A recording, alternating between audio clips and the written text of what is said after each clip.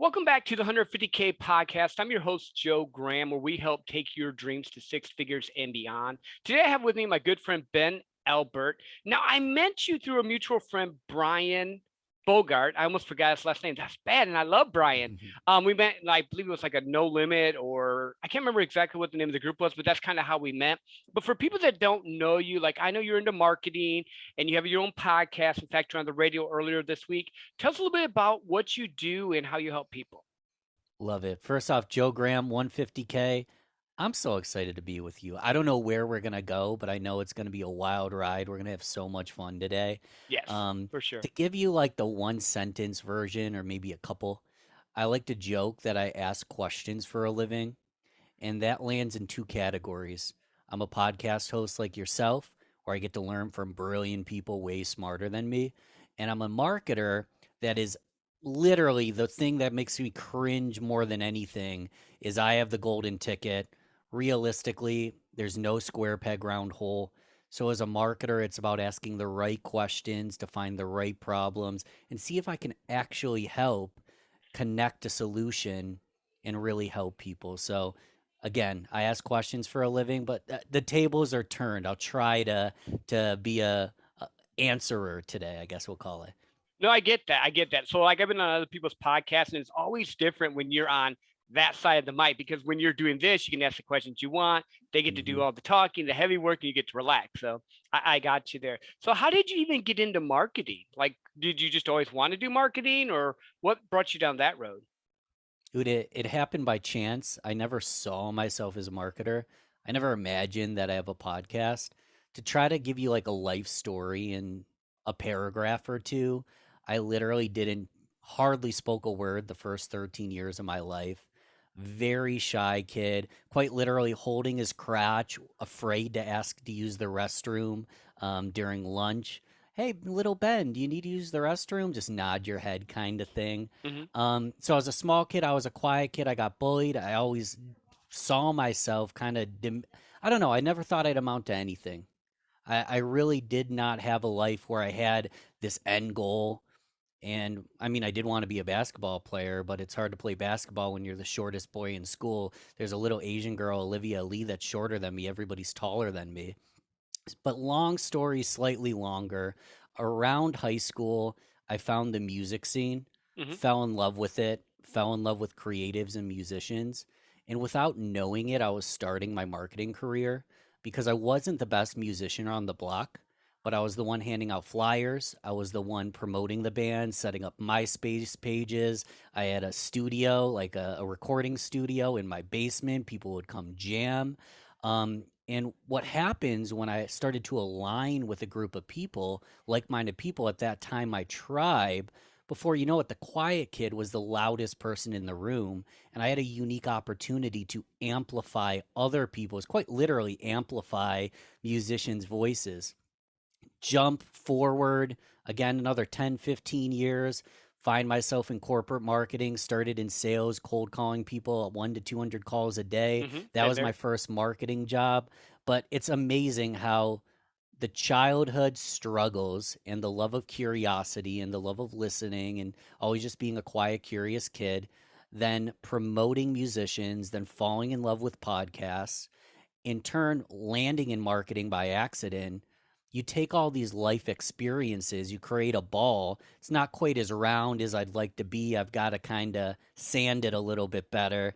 But now I have this unique ball where I get to be a podcast host, I get to be a marketer, and I get to elevate and amplify amazing businesses doing it. So that's my long way of saying, bro, I did not expect to be here, but I feel so blessed to have landed in this seat where I get to have this conversation with you and talk about what we're accomplishing here. No, I love that. And it's funny because like you mentioned that you're inquisitive and you like to ask questions and all. And everyone thinks the great salespeople and marketers are the ones that have like these great oratory skills and do all stuff. No. I people laugh. Like I win awards all the time. I talk hardly at all. I just get people talking about themselves, their problems, and they tell you what they need. So I commend you for that. You took that skill and moved it into doing what you're doing now. So a lot of people that listen to this show are like, first time entrepreneurs, sales professionals, people like that. Maybe they're trying to market and brand themselves. what would be some good ideas, or like, say I came to you and said, "Hey, Ben, you know what? I have this podcast, I have this show, I need some help branding it." What type of advice would you start giving me, like if I was just starting out? Absolutely. First off, my advice would be it sounds like you're in the right spot. Building a personal brand is going to be huge for you because let's just give a very simple example. Let's say Joe can take you from 7 to 10, Ben can take you from 7 to 10, person C, D, E, F, and G can take you from 7 to 10. Who are you going to choose? The I'd say person you one of like? I was gonna say one of two people. Either the person that got to you first, so Hmm. you want to have grit, you want to be omnipresent, you always want to be capturing people's attention because you might capture attention and then 2 years later they come back to you. So the person that got to that person first, or the person that has that, it's kind of cliche, but the know, like, and trust factor. The person that stands out, even if everybody gives a solution, that person's maybe calling you on your birthday, sending you a gift. That person's over following up, but not to be salesy, maybe to send you a gift or an emoji and have fun. You're Hmm. going to go with that person, even though that they have, let's say in this scenario, it's a commodity product, but you're still going to go with that person because they stood out. So that's where, that's the holistic look at the answer to your question. You want to market yourself and build a personal brand, and it's quite easy to do because we have all these social medias. You can start a podcast, you can start a YouTube, you can start live streaming, you can start a blog and crowdsource some of the information, maybe get quotes and collaborate on that blog. If you're a photographer, you can take photos. If you're a writer, you do the blog. If you like to talk, you do the podcast. What is your secret sauce? Hmm. What is something that you love to do, regardless of whether or not it's driving revenue? Do that in your sales and marketing. Market yourself as a salesperson, whether you're an entrepreneur, it doesn't matter. Do that because even if you're an accountant and you have a fundraiser, you've built a personal brand. You're going to knock it out of the park with that fundraiser. God forbid someone gets sick. You're going to be able to rally the troops because people know, like, and trust your presence online because you over delivered well before you asked for anything. And Hmm. everyone around the block isn't doing any of that crap. So you could even do things 10% better than everybody else. And you're going to start kicking everybody's ass. Yeah. Yeah. Well, and it makes sense because you can't beat people. There's always going to be a company that maybe has more money or more funding or more people working for them, but you can beat them on depth. And I found Hmm. I made crap tons of money because I just went deep. I just become their friends. I just help them out. I love that. So you're talking about branding. We're just starting out. We're getting into different things. Do you and I know you were talking about doing your strengths. Well, what about your weaknesses? Because sometimes the market calls for different things. Like video right now is getting to be really big. When I first started out, I liked to write and I was writing, it was doing good, and it's doing good, and then it kind of shifted. And I'm like, okay, cool. I'm gonna start making myself do a couple videos a week or whatever. And I wasn't as comfortable with it. Would you recommend even dabbling into that or just stick to your guns that you really feel confident in? I'd want to look at a case by pick case. It goes back to, hey, asking questions for a living because everyone's going to be different. I like to joke there isn't a key to success, it's a combination lock, and everyone's going to have their own combination. So I don't want to be prescriptive with what anything I say. I think it's really important to have that growth mentality that if I have a weak point, I'm nervous on video, but video's growing. I think it's a no-brainer that it's smart to get comfortable on video. And if you can just run ads and never be on video and make a ton of money doing that, maybe you don't need to do video. But if you have a soft point and it'll level up like your soft skills, which aren't even soft skills, they're freaking intangible. They'll make you successful in any career you have. If you can level up on those skills, go for it. However, you can't do 15 things all at once. Right. So, for example, I have a really big LinkedIn following. Most of my business comes through LinkedIn. Most of my social selling happens on LinkedIn. I'm on Instagram, I'm on TikTok, I'm on Facebook. I'm there to kind of be omnipresent, but I don't focus into those categories. I'm there if you need me, Mhm. but all my love and my study and studying algorithms and reading is on LinkedIn because that's working for me. So again, not a key, not here to be prescriptive. It's a combination lock. And based on you, your audience, your skill sets, and what you're interested in, find what works for you, man. And that goes, obviously I'm talking to you, but that goes for quite literally everybody listening. Mhm. Everyone's going to do it differently. And that's beautiful because there's Shaquille O'Neal's in the world, and then there's Steph Curry's. Yep. There's the little guy, there's the big guy, completely different skill set, both billionaires by the time they retire. Yeah. Losing my voice, let me clear that. No worries. I'm Yeah. excited to be with you, man, Joe. I'm talking. Yeah, no, I'm excited. I'm glad that I got you talking because, like I said, we switched sides of the mic here. Um, I think that's true though, because I think a lot of people get so focused on they have to do everything that they're not good at anything. Like I find for me, I hit Facebook first because I just have a good community in Facebook. I have Instagram because I'm doing the reels. I'm building that there. I do have a LinkedIn presence, but it's finding what works for you, because you're going to attract the clients that you're attracting. I'm going to attract the clients I'm attracting.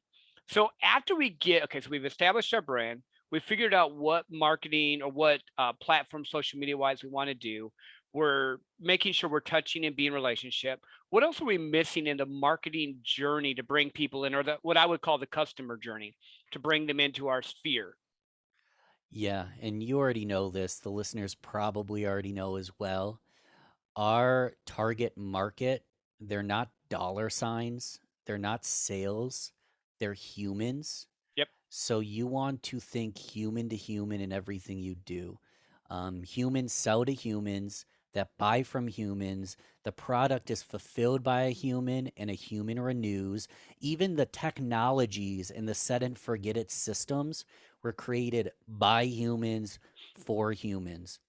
So if you're getting online and if you're not a big influencer yet and everything you do marketing wise is one-sided dissemination, maybe it works on YouTube. It works if you have a big audience, but if you're just talking at people all the time, but you're not going to the comments to build relationships with your audience, to schedule one-on-ones, to invite them to your program, to invite them to a networking group, if you're not in the comments having conversations with your audience, you're just kind of being preachy, and it will work if you have a huge audience, maybe, yeah. But if you're starting small, your first 5 listeners are your most important 5 people, and that becomes 50 and that becomes 500. And if you're in transactional quick sales, maybe you want to just do pay-per-click ads and try to get people to buy on the spot. But if you're in any kind of long-term salesperson, building a reputation, building a book of business level of selling, have conversations with every individual listener you can. Do not treat social media as a one-sided dissemination. Treat it as human to human and start a conversation. Yeah, I love that. I love that so much because I'm definitely people before profits. I'm definitely Mm, relationships before anything else. Because I look at it this way. If I won't say this to my grandma, my sweet grandma that I love, I'm not going to say it to you. And if I can hold that as, then that's just my little compass thing there. And my grandma, yeah. now to give you an idea, she was a short little Irish woman and she could hold her own. So I mean, I can say a lot of stuff, but if I won't sell it to my grandma, I'm not going to sell it to you. And then I love the comments and the DMs and the reaching out, because if someone puts a comment on, they're saying hello. Sometimes I even go to the people that do the likes. If I'm not getting enough engagement, and I reach out and say, "Hey Ben, thanks for liking my post. What did you like most about it? I saw you liked it," and just start to get that engagement going. You can build so much from that. But dude, I love that. That's an awesome key. Yeah, to double down on that, we'll use LinkedIn as an example, but you can do it on Instagram, Facebook, anywhere. Someone connects with me. Some of us spend hours a day on cold calling and prospecting. If someone adds me, connects with me, and it's not seeming spammy or bot like they're just there to pitch me, it's literally jumping on 20 seconds to read their profile. Mhm. Joe, 150K. Bro, clearly you're crushing it. I'm happy to have you part of my network. I'm here to serve if I can help you with anything. Thanks, man. And some people send automated if they get a lot of inquiries. For me, I'm not at that level. Hmm. Quite literally, every message is Ben takes 15 to 45 seconds to read about you, reach out to you, make an immediate connection. And even if 9 out of 10 fall flat, the 1 out of 10 that doesn't becomes a fruitful client, partner, networker, dot, dot, dot. Hmm. Try it and tell me I'm wrong. Yeah. Yeah. And you know what? I've started doing it in the beginning. I would do that and I would type it. And now, and it's just because I'm focusing a lot more on video. I'm doing 15-second video ones. And if I don't finish it in 15 seconds, I'm even being more human going, man, I'm good at talking, but I'm not good at finishing this in 15 seconds. And I'm always trying to make it about them. But I love that connection. I think that's the thing that with COVID, with everything that's happened the past couple of years, people need connection. They need Mm. that. They want to be, they just want the connection because for a long time people were working from home, not being able to interact, and now people are getting to, and it's just, I think you can win so much right now on connection. It's unreal. Dude and Joe, they deserve the connection and not, they aren't always getting it and they deserve it. So you're doing them a disservice for not showing up for them. Yeah. No, I love that. I love that because in my world, because I'm in the sales world, it's a lot of times it's doggy doggy, alpha male, alpha female. I'm going to go crush this. Watch me, I can close this. And I just let them bark and do their thing, and then I just beat them with relationships. And I have people call me back because I take care of them. Because after the sale gets done, I walk with them through the journey. I think that's another little key that a lot of times we forget when we're marketing or we get them into our funnel. We Mm. have to walk them on that journey. So how do you do that? Because I know you do the marketing, but I'm assuming you take them on a journey to the point of sale and that whole aspect of it. How do you walk someone through? Like they raise their hand and say, "Hey Ben, I want to work with you." What would be their next step? Sure. So they already want to work with me? Yeah.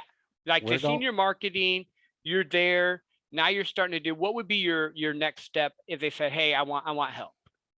yeah, I need to make sure I'm a good fit for them. And we talked about having weak spots. I have some weak spots of my own, but through networking and the podcast and LinkedIn, I've built an army of people that can help. So I believe that there's probably a way that I can help them, but I'm not assuming that. Hmm. So just because they saw some stuff online doesn't mean I'm going to sell them my highest ticket product right off the bat. What are your needs? What are your goals? Where's your mindset at? One thing I didn't used to do that I'm starting to do is sending out just kind of a fillable form to answer a couple discovery questions because I don't want to be rude, Joe. But if you can't fill out a form that takes 5 minutes, Yep. I actually don't want you as a client because we're not going to be able to achieve what we ultimately should be able to achieve and what is possible if it's not a two-sided relationship. So I go in knowing that I have a lot of tools in my toolbox. They're coming to me in this scenario. They want to do business with me. I need to make sure they're a good fit because if not, I'm hurting both of us in the long run. In a scenario that they are a good fit, let's rock and roll. I would rather do more discovery than they expect Hmm. so I can over deliver for them. So maybe I'm a little bit of a pain in the ass, but is this a good fit? If it's a good fit, we need to dive deep because I'm going to be working while you're out on your job doing what you're great at.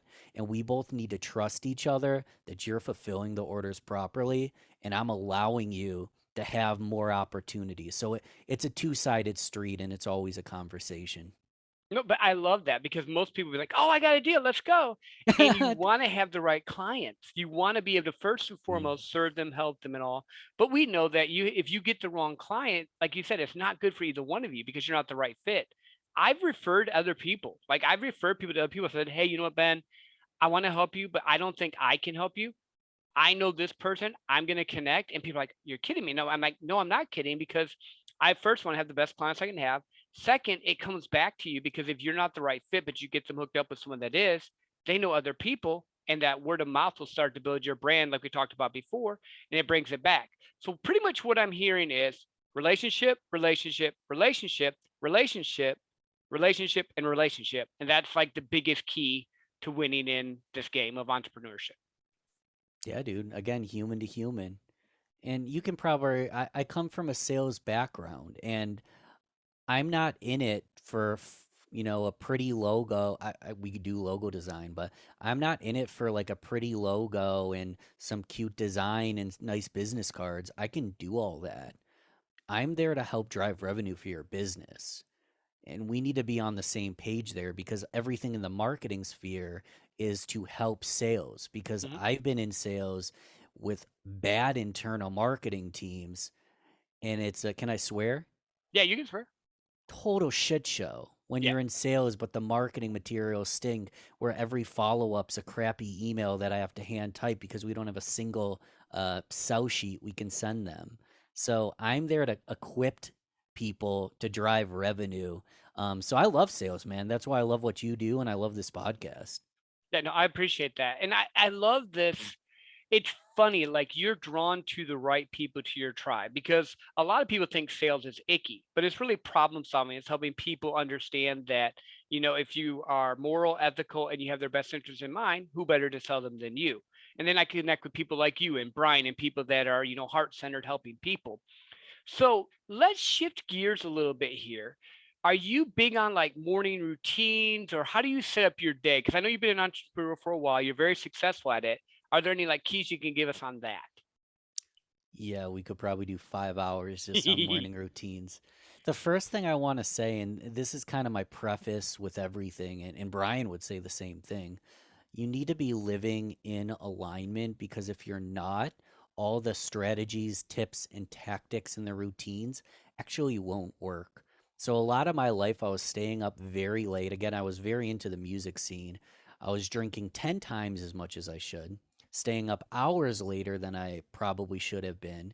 And I was waking up feeling just completely unrested. And on Mondays, often after partying, showing up to my corporate job and popping a half Xanax to try to numb the anxiety. They call it hangxiety Hmm. of drinking and staying up late. So while all that was happening with the Xanax and the drinking, I had a freaking strict morning routine, and it helped. It helped. But it wasn't until I actually committed to that routine and committed to the other things outside of that routine, doing the right things 24/7 rather than an hour a day. It Hmm. wasn't until I committed to the entire day, the holistic picture, that the morning routine worked. So I add that caveat because I was a hard case. Dude, Joe, I replaced my. Are we freezing? Here we go. We're back. Yeah, we're I think back. I froze for a second. It's all good. We're back. Sweet. Dude, that was meant because I was it was meant to be like an area for to build a little bit of tension. So in my Love it. first year as an entrepreneur, Joe, I replaced my sales executive income in just over a year working for myself. Hmm. And I don't say that to impress, because I was a hard case washout for years of my life. But since I had all the answers, but I wasn't implementing the solution to the answer, I knew what to do, but I was out of alignment. Hmm. I was just treading water for so long. And then once I started to live in alignment, I was able to 3, 5, 10x, however, X, multiple X's very quickly because of that alignment. So I want to preface that nothing we talk about today is going to work if 9 things in your life are a shit show Yep. and you're not grateful and you're not committed. Now that I said that, I'll give you the short version. Hal Elrod's Savers is where I recommend most people start. Do you know what Savers is by Hal Elrod, The Miracle Morning? I've heard of the Miracle Morning. I have not read it. I'll give the just the bullet points. And again, no key to success. It's a combination lock. Do what's right for you. What Hal did, and he teaches in the Miracle Morning, is an acronym called SAVERS. S for silence. It can be meditation, breath work, prayer. A for affirmations. I'm good enough now and I'm only getting better. I'm 150K. Like that, affirmations. V is visualization. Not just like I'm going to have a car. Actually feel the success. Get into the emotion. Get Hmm. comfortable with the success, because you're going to visualize yourself there and you're going to get there. E is exercise, no brainer. Yep. Get the blood flowing quick and early. R is reading, preferably something that's going to level up your growth. So, nonfiction, or if you need creativity in your life, dude, do what's best for you, but read in the morning. It could be 5 to 15 minutes. The second S in Savers is scribing, which is just how using another S, but it's journaling, Hmm. gratitude journal. Um, I do that all every morning for about 8 years. Again, I didn't really feel the full benefit right away, but when you implement a morning routine like that over time, and then you commit to yourself, you boldly commit to action, dude, you can accomplish so much. So I chug a glass of water. I've got nootropic medicine, which is brain drugs. I commit to making one new introduction or one good deed each day. So you Hmm. can scroll down to the bottom of your phone, scroll down to the bottom of your email, your Facebook, find someone that you went, met on vacation or at a conference a year ago. Be like, hey, Joe, it's been forever. Been thinking about you. It seems like you're really being successful. Like, do that once a day. And if you do all that and you squeeze it all together and spend 45 minutes a day or longer just on those non negotiables Hmm. or any non negotiable you choose is best for you, we'll see. I don't want to make guarantees. We'll see. My assumption is you're going to start kicking ass, and that thing that you're dreaming of, fill in the blank what you want to get there. You need to have non negotiables that are moving you in that direction. Yeah, no, it's true. It's true. Like it's funny because I've seen the progression in my sales career and now in my business and my podcast and all.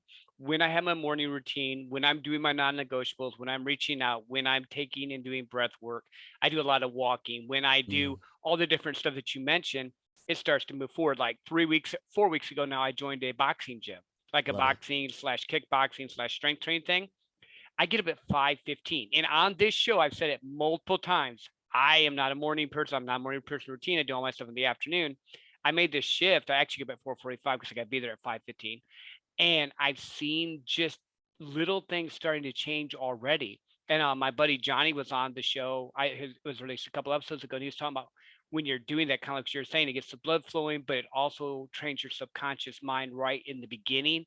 And I Mhm. think that that's such a big key. Now, again, the combination of lock might be a little bit different. Maybe someone listens to a podcast because they don't like to read, or they'll listen to an audiobook. As long as you're getting that going, like I like reading, I'm all about that. But as long as you're doing something and then you're consistent with it over time, then they'll tell you you're an overnight success. And you look back and go, I've been doing this for the last 4 years. But you put the work, the time, the effort, and everything in. So I love that. What was the name of that book again? The Morning Hal Routine? Hal Elrod, The Miracle Morning. The Miracle Morning. Perfect. I'm going to have to And read that it's one. literally it's been rewritten 50 times for entrepreneurs, for couples, for they have rewritten the same book. Hmm. So literally I guarantee I shouldn't guarantee. I don't like guarantees. I'm pretty sure there's one for salespeople or an entrepreneur because they've rewritten that book in so many categories because it's been translated to every language in the world and it's changed hundreds of thousands of lives. Hmm. But then again, it's 4 years to overnight success. Yeah. Yeah. It takes time and commitment. Well, success leaves clues, and certain principles are Hmm. principles no matter what. If you do this, you'll be better. If you eat healthier, you're going to feel better. If you exercise, you're going to feel better. If you call clients, you're going to get clients. If you're lazy and you eat potato chips and watch TV all day long, you're not going to go anywhere. You can do that. And if you choose that, that's great. That's you choosing it, but know what you chose. Yeah, our life is nothing but our choices leading to a destination. We are the sum of the choices we make, and making a poor choice is not a deal breaker. It can actually make us stronger, but Mhm. we are the sum of the choices that we make. So if we choose to eat Cheetos 8 hours a day, don't be surprised if you don't get where you imagine you could be. Yeah. When I think it's just learning the balance, because there's like Mm, I'm a pretty good with being consistent with my routines, with all that type of stuff. But there'll be a day where I'm like, look, I'm gonna have a drink tonight, or I'm going to have two drinks tonight, or I'm gonna just eat what I want for that day. But it's that day. And then right mm, back the next day, I'm back into the okay, I let myself and I decide to do this for a day. I mean, But years ago, it used to be every day. And I think it's just like you said, having the balance, knowing where you're at, knowing your choices, making the best ones you can. And then just if you make a mistake or you feel bad about something, listen to yourself and change. That's the key. Don't just sit there and mope. Dude, and everything we're talking about here will make you a better salesperson, a better entrepreneur, a better business development rep, a better husband, a better wife, a better son. Like this is, like you said, these, I forget the word you use, but these are rules, Mhm. and we can do them in different ways. But like you said, success leaves clues. This will help anyone anywhere in their life. It'll just look different for every person. Yeah. Well, and we were talking about this before. Everyone wants that secret answer. Well, guess what the secret answer is? It's you. It's how you bring stuff to the table. It's how you do stuff. It's how you show up. Principles are principles. You and I both could teach sales. You and I both could probably teach marketing. You would be better at marketing, of course, because you do it more than I do. But the principles behind it are still the same. It's just how you do it, how you show up for your customer, how you help people. Um, yeah, I love that. So, what other books do you recommend? So, I mean, I know you mentioned the morning routine. Yeah, I'm looking to see if I have any that I could just pull up and show you. I'm going to shout this one out because this is actually a slight plug. Amplify Your Influence, Renee Rodriguez. Again, Renee Rodriguez, Amplify Your Influence. The way I'm plugging it because I had an interview with him. It came out today. Oh, sweet. Um, he is he might be the most compelling public speaker I've ever heard. And the reason I bought his book and chased him down and attended a workshop and had him on the show was because he had something like a secret sauce going on. And what Rene Rodriguez does is he takes neuroscience and behavioral science and teaches. He started as a sales trainer, but now just persuasion as a whole, Hmm. influence amplification. He teaches it in a very systematical method. So if you have a why story, if you have any story, like what's your favorite color, this man will make the answer to what's your favorite color very what's the way, I'm trying to think what he says. Fruitful answers to silly questions. So if everything you do is fruitful, even in the silliest of scenarios, think about how you'll be able to amplify your influence, raise your sales, just grow as a person, grow your team. So I could not speak highly enough about Rene Rodriguez, and you don't even have to listen to my podcast with him. He has his own show, like the neurology of sales and persuasion or something. Hmm. He is just kick butt. So Rene Rodriguez, I said it like 8 times. So if No, someone I'm gonna hasn't I'm written gonna that check it down, out. dude, What is the I name of love your that man. podcast, Ben? Because I So know people are probably asking. it's called Real Business Connections. Is that like on Apple, Spotify, Breaker, all the different platforms? Dude, it's everywhere. It's technically it's got the word network on it. There's 5 shows on one stream. So Hmm. we've got 5 different categories. There's my local show. I speak to local entrepreneurs. I've got my national conversations. I've got 5 Minute Fridays, which is easy to implement business tips. I've got Ben's Bites, which is just me talking about whatever the heck I want. And lastly, I have Real Hits, where I actually replay other podcasts because I'm Oh, only cool. one human. I'm only one voice. I only have me and my guest. Hmm. So you, Joe, for example, it doesn't have to be this show. You would be an amazing candidate to be on Real Hits, and I would replay your show on my stream. So, like you said, Spotify, iTunes, it doesn't matter, man. If you type in Real Business Connections, you'll find everything in one spot. And I hope that there's something for everybody. We've got like 150 something episodes. So if there's not something for you, I'm a failure, and send me a DM and tell me exactly what you need. You're definitely not a failure. I'm sure there's something for you. You also do marketing, right? Like the name of your marketing business is Balbert. Did I say that correctly? Yeah, so Ben Albert, so B Albert, Balbert Marketing. That's simple. And do you focus on just like niche companies, or is there like, because a lot of people, marketing is a broad term. So like, are there certain types of companies you work with that you like to work with, or I don't like to work with assholes. there we go. Perfect. That is the most important thing.